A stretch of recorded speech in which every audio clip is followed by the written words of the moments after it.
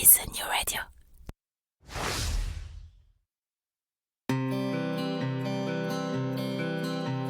Cela fait partie des choses qu'on n'explique pas.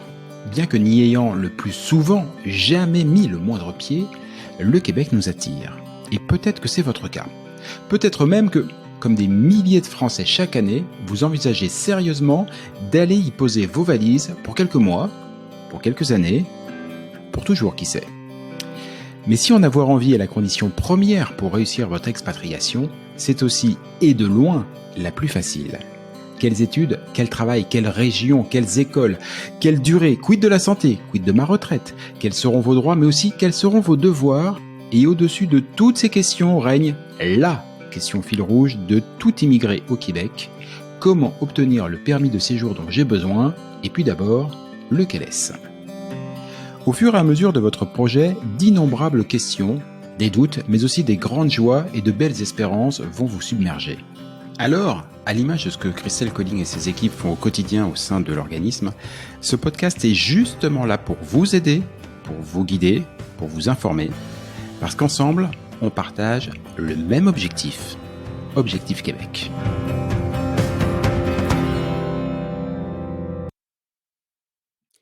Salut Christelle. Salut Jean-Michel. Objectif Québec, le podcast, mine de rien, nous voici déjà à l'épisode 17. Et aujourd'hui, j'avais envie de discuter d'un sujet qui concerne pas mal de celles et ceux qui bénéficient de l'accompagnement d'Objectif Québec, en tout cas, je crois. Je veux parler des enfants. Parce que beaucoup de jeunes familles immigrent et que déjà, ce n'est pas forcément simple pour les adultes qui pourtant sont les initiateurs du projet. Et ça l'est peut-être encore moins pour les enfants qui n'ont pas forcément demandé grand-chose à la base. La question du jour sera donc à la fois simple et complexe. Comment réussir à impliquer ces enfants dans le projet d'immigration au Québec? Et ma première question directe pour toi, Christelle, c'est des familles avec enfants. Est-ce que c'est fréquent parmi tous ceux que tu accompagnes? Oui. Alors c'est un très beau sujet parce que nous on accompagne 98%, ce sont des familles. Donc ça veut dire qu'il y a des enfants derrière. Donc il y a des enfants. Donc oui, là on connaît bien ce sujet de préoccupation et c'est bien légitime des parents. Comment on peut préparer les enfants à bien partir, à bien s'expatrier. Tu l'as dit, c'est vrai que l'initiative, c'est bien souvent, effectivement, pas toujours. Des fois, c'est les enfants qui poussent les parents. Mais oui. C'est vrai, j'en ai plein qui viennent me voir et puis qui disaient, Christelle, finalement, notre fille voulait partir et puis on s'est dit que pourquoi pas on allait suivre. Mais c'est vrai que la majorité, effectivement, ce sont les parents qui ont le projet de partir au Québec et qui se posent la question après, les enfants, il faut qu'ils adhèrent, il n'y a pas le choix, il faut qu'ils adhèrent au concept et au projet pour que tout le monde vive bien et que les parents soient rassurés de leur projet. Ça, c'est le gros challenge. Et là où c'est un peu le paradoxe, c'est que les parents vont des fois mettre beaucoup de temps à préparer leurs enfants parce que tu disais préparer, oui, c'est important, c'est-à-dire qu'il faut les impliquer, il faut les associer dans ce projet-là. Il ne faut pas juste que les parents en parlent de leur côté et que ça soit quelque chose d'adulte et que l'enfant suivra ce que les parents ont décidé, parce que là, c'est le meilleur moyen de se dissocier. Et puis, si on a un projet de vie, généralement, d'aller au Québec, c'est pour une meilleure qualité de vie en famille aussi. Donc, autant associer ses enfants dès le départ. Comment on les associe? On fait toutes les recherches ensemble. Ça, c'est important de les impliquer, de regarder les vidéos ensemble, de regarder des photos, d'écouter des podcasts aussi. Ça, c'est important, très important dès le début. Il n'y a pas, on verra peut-être parce que l'enfant est prêt. C'est une personne et des fois les parents disent on va pas le dire trop tôt parce que si ça fonctionne pas, il va être déçu. Oui, mais c'est un être humain. Donc, il sera déçu comme les parents seront déçus si ça ne marchait pas. Mais en même temps, ça fait partie de son processus de vie de petit bonhomme ou de petite bonne femme qui apprend aussi que des fois, c'est pas simple et qu'il faut du temps pour arriver à obtenir quelque chose et que des fois, ça peut échouer. Puis des fois, on recommencera. Donc moi, j'incite beaucoup à ce que les enfants soient impliqués dès le début. C'est important. Même si on n'est pas sûr que ça soit réalisé. C'est la plus belle leçon que les parents peuvent donner, en tout cas à leurs enfants. C'est-à-dire, on va construire un projet ensemble, mais on le fait intégralement avec toi. Pour moi, c'est primordial. Puis en plus, c'est vrai que si excuse-moi, mais c'est en cas d'échec, si ça ne devait pas se faire et tout, effectivement, il y a un petit coup de bambou qui peut s'installer chez les parents. Si les enfants ont été impliqués, ils comprennent pourquoi papa, maman et la famille a peut-être une petite baisse de morale. Alors que sinon, ça peut paraître, si on n'est pas au courant et que ça tombe de l'arbre, c'est ça. Faire plein de choses qui font plus peur qu'autre chose. Oui, les non-dits, c'est comme en général dans la vraie vie, quoi. C'est jamais sain. Non, puis c'est une source d'apprentissage pour l'enfant. Hein. C'est-à-dire, on a un projet, on met en place des choses, on développe tout un tas de choses. Donc, c'est un processus que l'enfant intègre à sa façon. Et puis, il y a des fois ça marche et des fois ça fonctionne pas. Donc, c'est pas grave que l'enfant vive ça. En tout cas, il y a rien de grave. Il est protégé de l'essentiel. Et là où je dis c'est important et c'est le paradoxe en tout cas entre cette préparation où des fois les parents disent bon on va les prévenir plus tard, on va voir et tout ça, et leur arrivée sur le sol québécois. J'ai pour habitude de rassurer souvent les mamans qui se font un petit peu plus de soucis. Elles sont beaucoup sur l'école, beaucoup sur est-ce qu'il va s'adapter, etc. Et c'est normal. Mais je dis toujours, vous inquiétez pas. Hein. Franchement, par expérience, ne vous inquiétez pas. Les enfants, au bout du 7e jour, vont être intégrés. Hein, et ils vont être dans la vie québécoise. Ça y est, ils vont avoir. Vous, il vous faudra 2, 3, 4 ans. Hein. Donc, ne faites pas trop de soucis ou ne mettez pas trop de choses sur les épaules de vos enfants parce qu'ils vont être meilleurs que vous, assurément, dès qu'ils vont arriver sur le territoire. Non, mais ils ont cette faculté que les adultes ont de moins en moins en vieillissant. Et puis parce que quand on part et qu'on a 35, 40, 45 ans, on a une culture française qui est bien marquée, que l'enfant a un peu moins. Et puis il est très flexible, très malléable. Et c'est pour ça que je rigole un petit peu, mais je suis pas loin de la vérité quand je dis qu'au bout de la première semaine d'école, ils vont avoir des copains, ils vont avoir pris des intonations, et c'est parti. Puis que des fois les parents au bout de 2 ans, ils se disent ah oui, en fait, il est rendu bien plus loin que nous. Donc, ça va bien se passer. Ça va bien se passer, mais c'est vrai que quand j'imagine que quand ils font tout ce travail préparatoire en amont et avec les enfants et qu'ils se renseignent un petit peu sur comment ça se passe au Québec, ils peuvent avoir peut-être des sources d'inquiétude quand ils voient que l'organisation scolaire est très différente. Parfois, assez souvent d'ailleurs, il y a des uniformes dans les écoles. Les activités hors et parascolaires sont aussi assez différentes. Tu disais, les mamans souvent un petit peu inquiètes, et les enfants, eux, c'est cette différence et tout, c'est globalement, parce que j'imagine que pour chaque enfant c'est un peu différent, mais globalement tu sens que c'est une excitation et une joie, un truc positif, ou là aussi il y a quand même un peu de crainte de se dire papa et maman m'emmènent à 6000 km de la maison et ça a l'air bizarre leur truc. Ouais, c'est légitime aussi. Ils ont les mêmes sources d'inquiétude et de joie, d'excitation que les parents. Exactement. Ils sont pressés parce qu'ils sentent les parents qui sont excités, qui ont envie. Ils sentent aussi leurs parents qui ont ces inquiétudes-là et ils vivent la même chose en parallèle finalement. Nous, on essaie de désacraliser un petit peu tout ça dans l'accompagnement qu'on leur propose. On fait toujours une visio thématique spéciale enfant, généralement au mois de janvier. Justement pour ça, c'est-à-dire que quand les personnes arrivent chez nous et qu'elles sont accompagnées, souvent elles arrivent au mois d'octobre, novembre, décembre, donc elles ont commencé à travailler avec leurs enfants aussi à côté, en tout cas on espère, et au mois de janvier on fait une spéciale enfant, c'est-à-dire que mettez vos enfants devant la visio, c'est eux qui ont la parole, c'est eux qui vont écouter, et on met en face des enfants qui sont déjà au Québec, qui ont fait le même cheminement qu'eux. Et en fait, même si on essaie de donner une orientation à cette visio-là, on leur laisse beaucoup de place à parler. C'est-à-dire que les enfants qui sont déjà sur le territoire, qui sont arrivés au bout de 6 mois, 8 mois, 1 an pour certains, on leur laisse cette liberté de s'exprimer avec leurs mots d'enfant. Et on le fait avec différents âges. Parce que, oui, il y a les plus petits, qui ont 7 ans, 8 ans, les 10 ans, là, puis après les 14, 15 ans, c'est encore autre chose, d'autres sujets de préoccupation. Donc généralement, on met 3 tranches d'âge et on les laisse parler. Il y a la maman qui est souvent à côté juste pour donner un petit peu d'orientation, mais on les laisse vraiment s'exprimer avec leurs mots.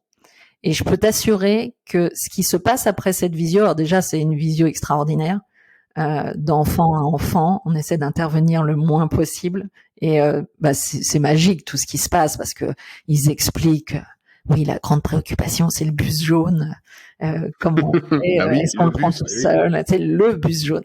Non mais c'est très mignon suivant les âges aussi et c'est magique ce qui se passe pendant cette visio là parce que les parents sont en retrait, ils écoutent les enfants parler. Déjà ça leur fait beaucoup de bien. Ça fait beaucoup de bien aux parents qu'ils se taisent un petit peu. Non, mais dans ce processus-là, ça fait beaucoup de bien aux parents de prendre un petit peu de recul à ce moment-là, lors de cette visio, pour entendre les enfants, puis entendre leur sujet de préoccupation. Et ça fait beaucoup de bien. J'ai énormément de retours. Nos visios se font le samedi en fin de journée. Et j'ai énormément de retours de personnes qui nous écrivent le lendemain et qui disent « Christelle, en fait, ce qui s'est passé, c'est juste magique. » Parce que au petit déjeuner, c'est l'enfant qui a pris toute la place au petit déjeuner pour parler du projet. C'est-à-dire qu'avant, c'était toujours les parents qui amenaient, puis les sujets, etc. Et là, c'est les enfants parce que ça y est, ils ont pris une conscience qu'ils n'avaient pas avant, juste où ils étaient moins acteurs, ils recevaient de l'information, mais c'était pas forcément palpable pour eux. D'avoir écouté, d'avoir échangé avec des enfants, parce qu'on les a fait travailler un petit peu sur les questions la semaine d'avant et tout ça, il y a eu un vrai travail. Et ben le dimanche matin au petit-déj, ça change énormément. Donc ça permet aussi, tu vois, de désacraliser un petit peu les choses à leur niveau, puis de se dire aussi, bah oui, on a des enfants, on a des témoignages d'enfants qui sont partis, on n'est pas que dans un monde d'adultes. Et je pense que ça sert tout le monde, ça sert les enfants qui partent, ça sert aussi ceux qui sont partis et puis qui témoignent. Parce que des fois ils disent ah oui j'ai oublié comment c'était en France et tout. Ça leur fait du bien aussi de voir qu'ils peuvent être aidants face à des enfants qui sont pas encore partis mais qui vivent le même projet. Et c'est apprenant aussi pour les parents beaucoup. Et ça change un petit peu le processus. Les enfants après sont vraiment impliqués autrement derrière. Alors c'est sûr que derrière tout ça il y a le vaste sujet préoccupant des mamans et des enfants aussi. C'est un vaste sujet qu'est l'école. Qu'est-ce qu'on fait à l'école? Est-ce que c'est comment l'école au Québec? On entend dire que est-ce que c'est mieux? Est-ce que c'est moins bien? Moi, je trouve que ça dépend beaucoup des attentes de chacun. Des fois, il y a beaucoup de personnes qui me disent Christelle, est-ce qu'il faut qu'il aille dans le public? Est-ce qu'il faut qu'il aille dans le privé? Est-ce que c'est toujours les mêmes réponses que j'apporte, mais je me dis, vous allez fonctionner comme vous fonctionnez en France, c'est-à-dire qu'en France, on peut débattre très longtemps sur l'école privée, sur l'école publique. Tout le monde ira de son propre vécu et ses propres convictions. Au Québec, c'est un peu la même chose. Hein. C'est quoi vos attentes? Est-ce que vous êtes plus public ou privé? Donc, c'est sûr qu'il y a les différences majeures, elles sont énormes entre la France et le Québec au niveau école. Le comparable, il est c'est pas tellement possible parce que sinon il y a plus de choses à lister. Je veux dire, la seule chose qui pourrait être comparable, c'est que l'école est obligatoire de 6 à 16 ans. Je pense que c'est la seule chose qui peut être comparable, mais tout le reste est bien différent. La pédagogie est très tournée vers l'enfant. L'accompagnement qui est mis en place, elle est mise en place avec sur des élèves en difficulté ou avec un handicap. Il y a vraiment un accompagnement qui a rien à voir par rapport à ce qu'on vit en France. Donc c'est sûr que il y a beaucoup d'options, bien plus qu'en France. On peut avoir plein d'options dans la manière d'étudier, de tout ce qui est possible au sein de l'école. Ça aussi, c'est un peu surprenant pour les Français. C'est beaucoup de différences. On pourrait en parler vraiment des heures si on veut décortiquer La garderie au départ, l'école qui commence plus tard qu'en France. Il y en a qui disent bah oui, mais alors s'il n'y a pas de maternelle, qu'est-ce qu'ils font à la garderie? Est-ce qu'ils sont en retard à l'âge de 5-6 ans? Bah non, c'est pas au Québec, on n'est pas en retard à 5-6 ans par rapport aux enfants français. À 17 ans, 18 ans, on va au cégep, alors qu'en France, bah voilà, c'est la période avant bac. On demande en France de s'orienter très tôt finalement. Enfin, après la troisième en France, on dit aux élèves, il faut que vous choisissiez. Est-ce que vous allez être scientifique? Est-ce que vous allez être littéraire? Ce qui n'est pas le cas, ça arrive plus tard au Québec, donc un peu moins de pression. Puis après, il y a tout ce qui se passe au sein de l'école. Le travail, il se fait beaucoup en petits groupes, petits groupes d'élèves. Voilà, il y a une autre approche qui est considérable. Et après, c'est difficile de dire si c'est mieux, pas. Est-ce que je pense qu'il faut des années pour se dire que tiens, certainement qu'il y avait tout ça de bien, puis que certainement dans le système français, peut-être. Et là, attention, c'est complètement subjectif. Peut-être que la rigueur un petit peu plus française sur certains points ferait que ça viendrait peut-être un peu compléter ce qu'on trouverait peut-être en moins au Québec. Mais là aussi, c'est complètement subjectif. C'est pour ça que je dis quelles sont nos attentes en tant que parents vis-à-vis de nos enfants par rapport au système scolaire. Qu'est-ce qu'on attend que ce système scolaire nous apporte et est-ce que le système scolaire québécois va nous apporter. J'ai envie de te dire que dans la plupart du temps, dès que les Français arrivent, ils sont forcément séduits par ce système scolaire-là et c'est indéniable que l'enfant s'y sent, dès qu'il arrive, en tout cas, très bien. Après, c'est là, est-ce que en grandissant, on se dit, bah oui, peut-être qu'il faudrait plus, mais en fait, on le fait aussi en France. Donc c'est pas propre de fait de l'expatriation. En France, on est capable de dire bah oui, mais au collège, il y a pas assez ci, il y a pas assez ça, le lycée, c'est pas comme si, on est capable de dire il y a pas assez de bienveillance, il y a pas assez de pédagogie tournée vers l'enfant, on est capable de dire ça en France. Bah, au Québec, vous serez capable de dire la même chose, mais c'est vrai que cette pédagogie tournée vers l'enfant, cette bienveillance qui est au sein généralement des écoles, c'est quelque chose qui nous manque cruellement en France. Donc c'est quelque chose qu'on peut que apprécier quand on arrive au Québec. Je sais pas, toi t'as des enfants, Jean-Michel, je sais pas ce que tu en penses, mais le sujet serait assez long et effectivement, c'est compliqué le sujet de l'école. Il y a des choses hyper méga positives. Au primaire, effectivement, c'est ce que tu as dit, l'accompagnement. Moi, ma petite dernière, avec qui sur une autre émission, j'ai déjà enregistré un podcast d'ailleurs sur le thème de l'école. Elle est dyslexique, pardon. Et l'accompagnement dont elle a bénéficié ici au primaire n'a rien à voir avec celui dont elle pouvait bénéficier en France, où elle était aussi diagnostiquée. En France, on lui expliquait qu'il fallait qu'elle aille se faire soigner, entre guillemets, ou aider à l'extérieur. Là, tout se fait à l'intérieur. Très vite, on lui a mis en place un ordinateur avec des logiciels de manière à ce que sa dyslexie ne la freine pas dans les autres matières que le français. Voilà. Donc, tout ça, c'est très positif. Les rapports humains, n'en parlons pas. Les maîtres ou les maîtresses, on les appelle par monsieur et madame, mais après, c'est le prénom. C'est un détail. C'est Madame Annie, et ainsi de suite. C'est un détail, mais le rapport, même si franchement, en France, elle avait de super bons rapports avec le corps enseignant, mais il y a quelque chose d'assez rassurant, voilà, qui s'est fait. Au secondaire, il y a un vrai changement. Au secondaire, c'est un vrai changement. Déjà, il y a un changement organisationnel. Le poids du privé au secondaire est beaucoup plus important qu'en France, enfin tel que moi je le conçois. Et non seulement il est plus important, mais il est aussi plus, plus évident. C'est-à-dire que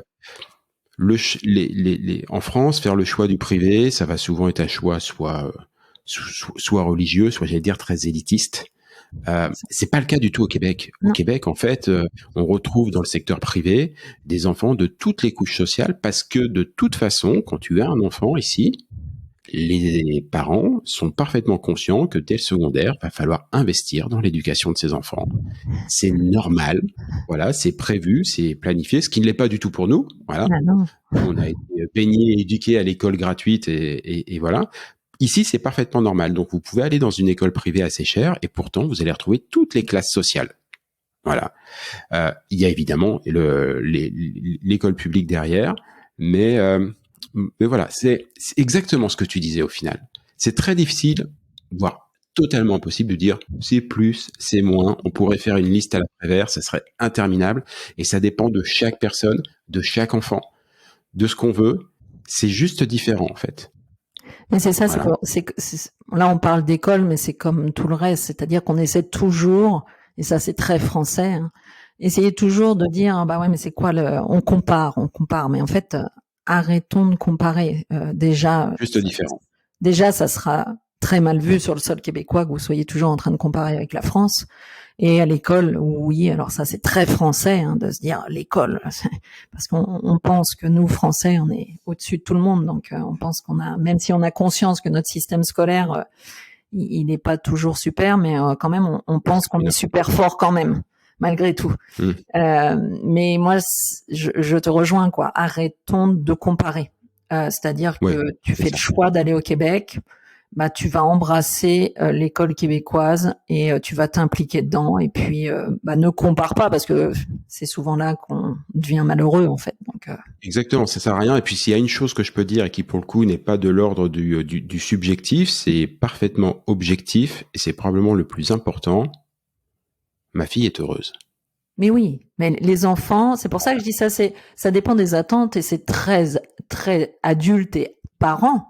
Hein, c'est pour ça que je dis arrêtez de comparer, parce que les enfants, si on veut être très global, c'est pour ça que je le disais au début, ils sont juste heureux quoi. Ils sont juste heureux de cette bienveillance là, parce que de quoi un enfant a besoin pour bien grandir, c'est déjà de la bienveillance et puis de l'accompagnement. Et ça, assurément, il va l'avoir au Québec. Après, le reste, j'ai envie de dire, c'est des détails d'adultes, de se dire, est-ce qu'il a le niveau mathématique français? Et ça, on jugera tout ça, tous ces adultes, ces jeunes enfants, on jugera tout ça quand ils auront 25 ans, de savoir ce qu'ils sont devenus. Mais j'ai pas l'impression qu'en tout cas, les adultes québécois vont mal. Donc, ils ont même des fois beaucoup de leçons à donner rien qu'en français à des Français. Donc, rassurez-vous. Bon bah voilà, vous avez compris. Je pense que voilà, vous pouvez impliquer directement vos enfants dans votre projet dans votre projet d'immigration. Il n'en sera que plus réussi et probablement plus satisfaisant et plus épanouissant pour toute la famille. C'est sûr. Merci beaucoup Christelle. Merci Jean-Michel. À bientôt, ciao. Bye.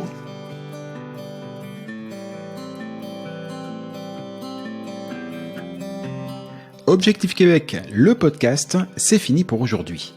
Si vous y avez appris des choses, si vous avez toujours envie d'immigrer au Québec, et si vous êtes vraiment motivé, je ne saurais trop vous conseiller de prendre contact avec Objectif Québec. Avec leurs événements, leurs documents, leurs partenaires, Christelle et ses équipes vous faciliteront grandement la vie et, cerise sur la poutine, leur accompagnement est entièrement gratuit.